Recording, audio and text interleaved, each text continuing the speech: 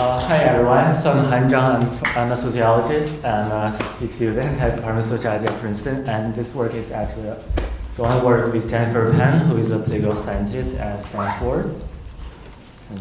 Okay, so we all know that a lot of the world countries living authoritarian or semi-democracies, and for these countries, like protests, like Jake just described, actually have been a major force to drive like social changes. But situation in authoritarian regime is often difficult because, like Jake already described, like how he got the data from like Associated Press and some other like newspapers, and this is also true for most of the people who study like protests in democracies. Like Nick also knows this. It's like they basically use some news reporting about protests and then get a bunch of protests and try to understand where are they and like how they come into being.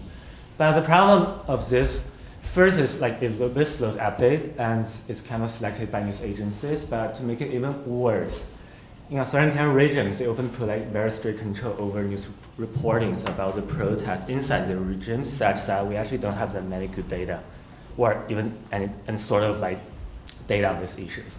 So take an example of China, like we actually have varying estimate of different number of protests in China. And this is a JDOUT, and it's a kind of electronic searchable database, and I believe Associated Press is one of their data sources, and it kind of documented over 3,000 protests in China in 2010. But this number is way lower than the Chinese Police Department's own statistics. It's like already given like around like 87,000 protests in 2005, and they stopped to publish numbers since 2005, so we don't know the official statistics now. And the numbers even higher because this guy, who is actually the PhD advisor of Chinese like President Xi Jinping, and he claimed that he has some internal sources from Xi, but basically this professor gave a number of like 180,000 protests in China, which is like maybe even beyond the expectation of a lot of the people here. But which number is true. And beyond this number, we basically know nothing. So this is our attempt. We actually want to construct a protest data set that actually documents the real world, like protest activities, like protest demonstrations, kind of collective action events in China. But we believe our system can also be used in other authoritarian regimes, like following some procedures. So our data is actually Weibo, so it's like the Twitter in China, or basically the design is very similar to Twitter, and which should be used here because in China, like, there's newspapers all kind of controlled by the government, and you can basically get nothing from newspapers. And China also have a pretty high social media penetration because we do have like over 132 million users that can use Weibo every day, so which allow us to get a lot of data from that. So our goal is like, so with given a Weibo post, it can have like both text, images, and metadata. We want to train a machine learning algorithm that actually trying to predict whether this published post is actually discussing an offline protest or not. And we actually use a pretty strict definition by following the standard definition of like what is a collective action event in sociology, political science. So it's like we have to, the target needs to be some like power holders, and government need to be one side of the, or at least involved in the action. And it has to have like physical public presence, so it's like online complaints is not okay at here. And we also have put a strict on like at least 3 individuals, so it's like one action is not okay. And it should be a protest to some extent. And we know that there's like tons of difficulties here, so it's like Twitter is very short, and here it's like 140 characters. It's pretty informal and have a lot of like ambiguities. And so our solution is actually use both text and images to solve this problem. So this is actually an overview of our method. So we get a bunch of like around 9.5 million Weibo posts from like 2010 to just like a couple of months ago. So this post mentions at least one of the words that are potentially discussing protests, like protest demonstrations, strikes, labor strikes, this kind of thing. And we kind of find like only 7% of them are actually discussing a very specific real world protest. So we need our classifier to dig out this 7%. And basically, we train an algorithm to do this, and to say how we do this, we actually use, this is kind of fortune data. So it's collected by a Chinese lawyer who, due to his like own civic concern, he's kind of monitoring the Chinese social networking site every day, like for 3 years, and he's actually documenting like the protests by himself every day for 3 years. And by the way, this person is in jail now, so we have no way to, well, he's not updating this. So basically, this is his blog, and you can download his blog. Well, this is all in his blog, so you can basically scroll it down. And for each protest, you basically have a quotation of the text and download the images and post that on the blog. So overall, this data have around 240,000 posts. That's a pretty large number, and that's stretching over 3 years.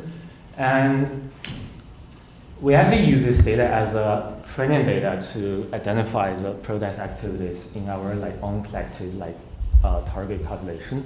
So for the negative data, we actually get a random sample of geolocated posts because we suspect it's very rare that any of the geolocated posts should be discussing a protest. And then we train a deep learning method to actually distinguish the positive or the posts that are discussing protests and the random geolocated posts.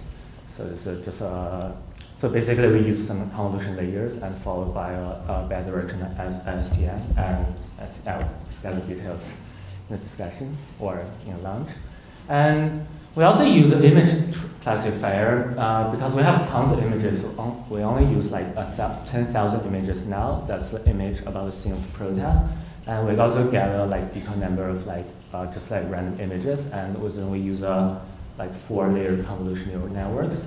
So the entire classification looks like this. So we have a text and image classifiers, and we apply that onto our big data, and then we predict some posts that at least predicted by our classifier that are talking about protests.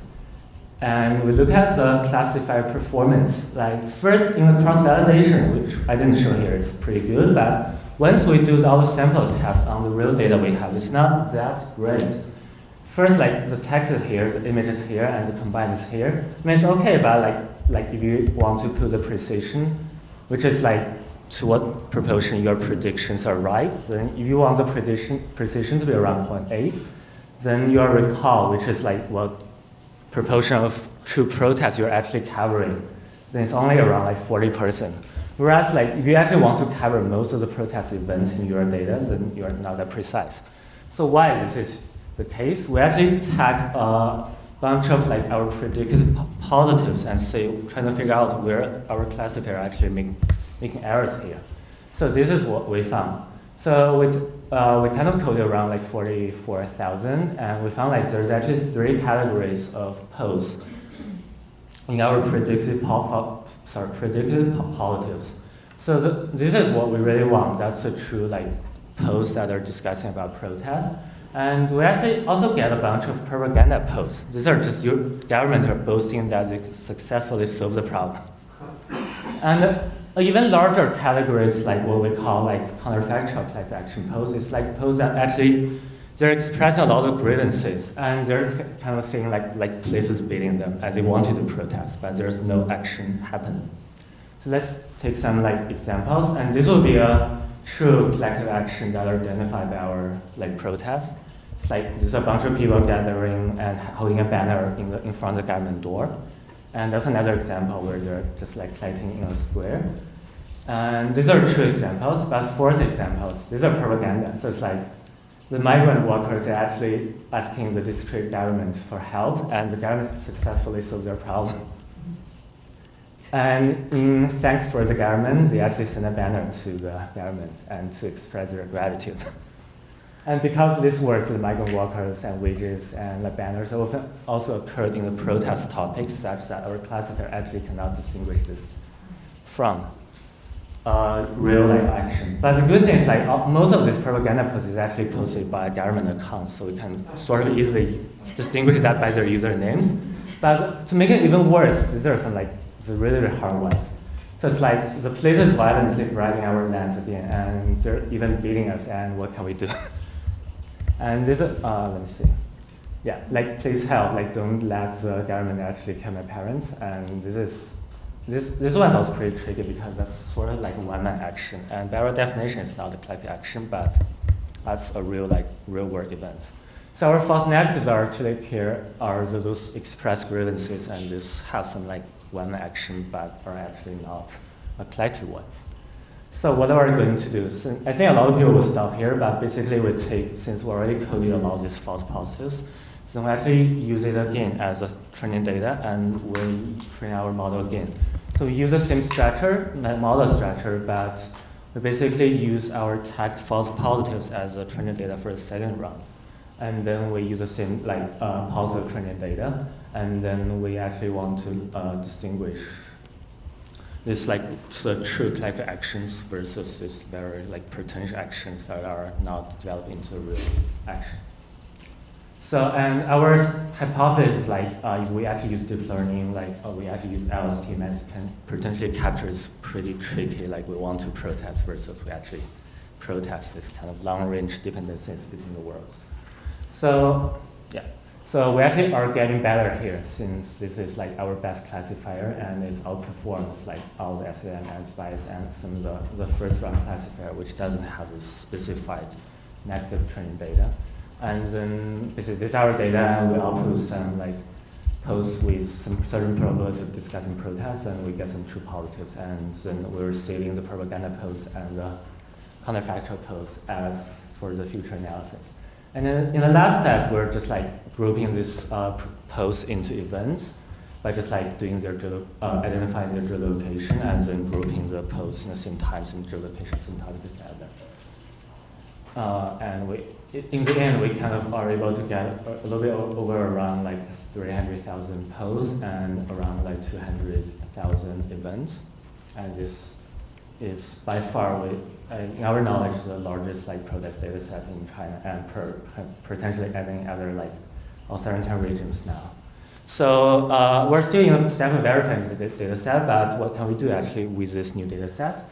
So we're asking some more social science questions. I will give some examples here. So first, we actually want to know the temporal variation of the protest, because as I said, no one have ever had this data maybe since 2010. So we really don't know the trend.